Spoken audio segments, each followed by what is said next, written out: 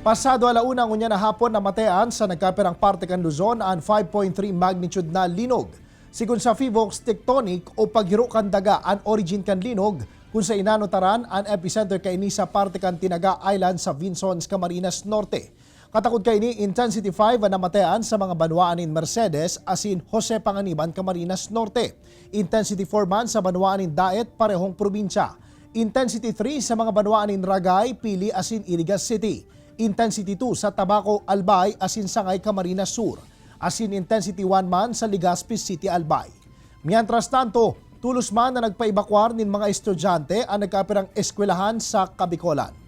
Sa presente, padagos man na nagkukondusir nin assessment ang PDRRMO Camarines Norte sa interong probinsya nganing aramon kunigwang pigwalat na danyos anasambit na linog.